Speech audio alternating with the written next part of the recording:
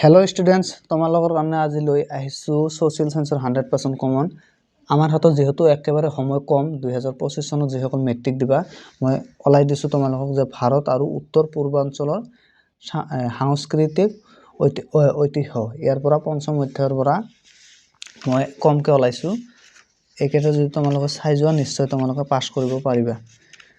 এটো যোগবিদ্যা এটো কমন হয় 5.07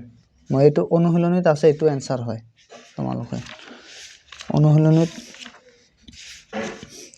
ইয়াতে তোমালোকক দি আছো প্ৰথমে সোৱা তোমালোকে 1 নম্বৰ কোৱেশ্চন কটাও মিছ নকৰিবা তোমালোকৰ 1 মাৰ্কৰ বহুত কোৱেশ্চন হয় 35 কোৱেশ্চন দিয়ে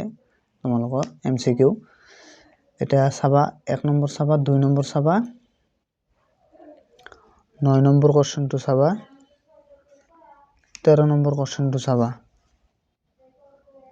ইয়াতে বহুত কোৱেশ্চন আছে তোমালোকৰ আৰু 16 নম্বৰ টু চাবা অসমৰ প্ৰাচীন নাম কি আছিল অসমত মানে প্ৰাচীন নাম কি আছিল অসমৰ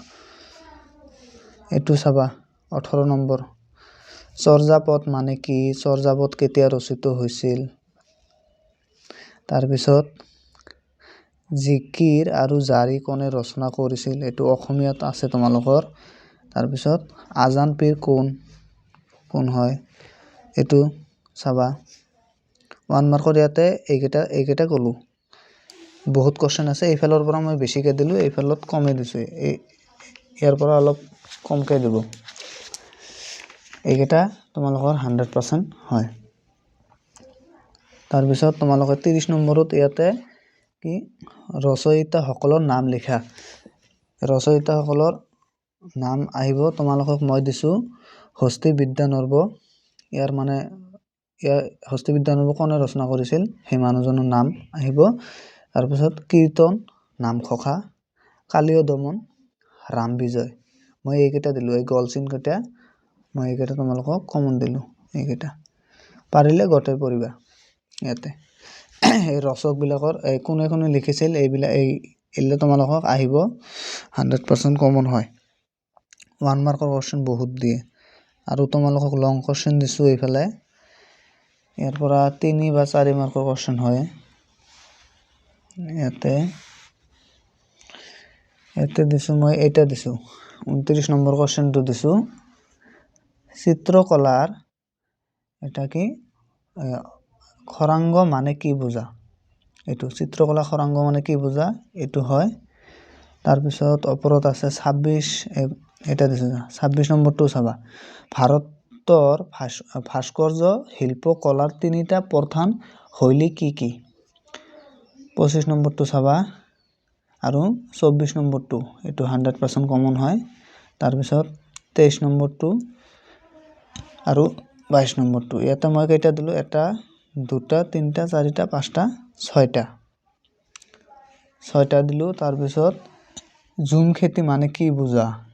জেং বিহু মানে কি এইকেটা কোৱেশ্চন তোমালোকৰ কমন হয় আৰু ইয়াতে বহুত কোৱেশ্চন আছে তোমালোকে যদি পঢ়িছা তেনে হলে ভাল হৈছে তাৰ পিছত যোগবিদ্যাৰ বিষয় এটো 24 চনত দিছিল এটো ইমান কমন নহয় যদি পঢ়িছা ভাল হৈছে 31 নম্বৰ কোৱেশ্চনটো চাবা ইয়াতে কি কৈছে যে ভাৰতৰ স্থাপত্যকলাৰ তিনিটা বৈশিষ্ট্য উল্লেখ কৰা এটো 100% হয় আৰু এটো লাষ্টৰ যে অসমৰ প্ৰাচীন নাম কামৰূপ আৰু প্ৰাগ জ্যোতিষৰ উল্লেখ থকা তিনিখন গ্ৰন্থৰ নাম লিখা ইয়াতে বহুত কোৱেশ্চন আছে মই তোমালোকক যদি দেখা মই বেছি দিয়া নাই কিন্তু যেকেটা দিছো হেকেটাৰ পৰা তোমালোকে চাই লোৱা এইকেটা কমন হয় তোমালোকে নিজে চাবা যদি পঢ়িছা তেনে হলে ইয়াৰ পৰা 100% পাবা তাৰ পিছত এইফালে চাবা 3 নম্বৰটো দিছো আৰু 3 4 5 এই তিনিটা দিছো ইয়াতে 10টা কোৱেশ্চন আছে মই তিনিটা দিছো তাৰ পিছত সমুটকা লিখা ইয়াৰ পৰা তোমালোকে এই 4 নম্বৰটো 5 নম্বৰটো আৰু 7 নম্বৰটো তিনিটা ইয়াতে 10টা কোৱেশ্চন আছে মই তিনিটাহে মাত্ৰ দিলো এইকেটা তোমালোকক চাব লাগিব এইবিলাক যদি নচোৱা তোমালোকে তেনে হলে পৰীক্ষাত পাস কৰাত অলপ টানে হ'ব আজিৰ ভিডিও এইখিনি আছিল দেখা হ'ব পৰৱৰ্তী ভিডিওত